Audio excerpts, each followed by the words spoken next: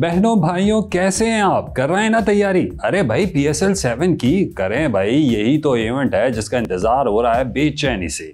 इस पर भी बात करेंगे, लेकिन आगे बढ़ने से पहले करते हैं वो काम जो आपको हमसे जोड़े रखने का बनता है बाइस। जी हाँ, बेल आइकॉन पर क्लिक करें और हमारे चैनल को सब्सक्राइब कर दें, बस फटाफट। तो बहनों भाइयों, लास्ट 24 आवर्स से सिर्फ एक ही नाम गर्दिश में है, और वो है किसका?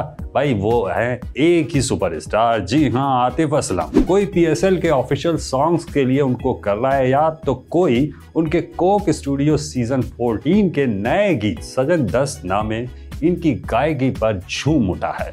लेकिन असल क्रेडिट तो उन्हें संगे माह के लिए देना चाहिए भाई। संगे माह आतिफ असलम का शाहकार ड्रामा, जिसमें उन्होंने अदाकारी के जरिए भी ये साबित कर दिखाया कि वो गुलकारी नहीं, इस शोबे में भी किसी से पीछे नहीं है भाई।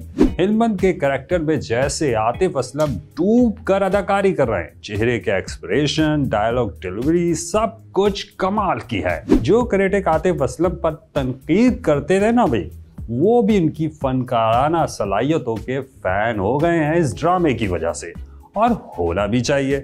आतिफ असलम की जानदार एक्टिंग ही ऐसी है कि जिसे देखने के बाद लगता है कि वो एक्टिंग कर ही नहीं रहे। अब जरा तसव्वुर करें कि पहला ड्रामा हो और वो भी नौमान इजाज के साथ, जिनके सामने एक्टिंग करते हुए बड़े बड़े अदाकारों पर कपकपी तारी हो जाती है। लेकिन भैया आफरीन है आतिफ असलम, क्योंकि अब तक जहां जहां उनका टाकरा नौमान इजाज से हुआ, बाजी ले गए हैं आतिफ असलम।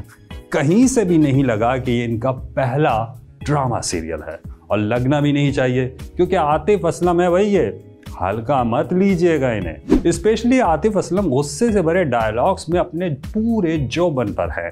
दर हकीकत ये एक नाराज नौजवान का कैरेक्टर है जो अपने हक की जंग लड़ रहा है, और लग यही रहा है कि आगे चलकर ये ड्रामा और ज्यादा एक्शन, ट्रेजेडी और ड्रामा मोड़ लाएगा। संगे माह में नौमान इजाज और आतिफ असलम ही नहीं बहनों भाइयों, सानिया सईद की एक्टिंग की भी क्या बात है भाई। पश्तो लबो लहजे को इस खूबी से अदा कर रही हैं कि क्या कहने। सपाट चेहरा है और कई गमों और राजों को छुपाए चेहरे में कई कहानियां आपको नजर आएंगी। संगे माह में उन्होंने साबित कर दिया कि सीनियर ही होता है भाई। अपने एक्टिंग एक्सपीरियंस को उन्होंने इस किरदार में भरपूर अंदाज में पेश करके दिखा दिया है कि वो भी किसी से कम नहीं है। इसीलिए हम फुल मार्क देते हैं इन्हें। वैसे इस ड्रामे का हर कैरेक्टर अंगूठी में नगीने की तरह फिट बैठ रहा है। कहीं भी किसी को देखकर आपको ऐसा नहीं लगेगा कि ये मिसफिट है। हमें तो लगता है कि डायरेक्टर ने ये सोचकर सीनियर फनकारों का इंतखाब किया होगा कि अगर ड्रामे में जान भरनी है तो नए अदाकारों के बजाय इन्हीं का सिलेक्शन किया जाए जो एक्टिंग के मैदान में किसी से पीछे नहीं। सामिया मुमताज ही को ले लें, वो भी अपने किरदार में डूब कर अदाकारी कर रही हैं। संगे माह दरअसल फरसूदा रिवायत गफ के गिर्द घूम रही है। अब ऐसे में जब हानिया आमिर यानी गुल मीना के रिश्ते से इनकार पर हिकमत खान आपे से बाहर हो जाता है, तो अगली किस्त के टीजर से यही मालूम लगता है कि वो भी गफ का सहारा लेता है। वैसे यहाँ ये भी बता दें कि हिकमत खान यानी नौमान इजाज के बेटे जावेयार खान की एक्टिंग ने भी कई को मुतासिर किया है। इसी तरह हानिया आमिर ने भी परिस्तारों की तादाद बढ़ाने के लिए दिल को छू लेने वाली एक्टिंग दिखाई है।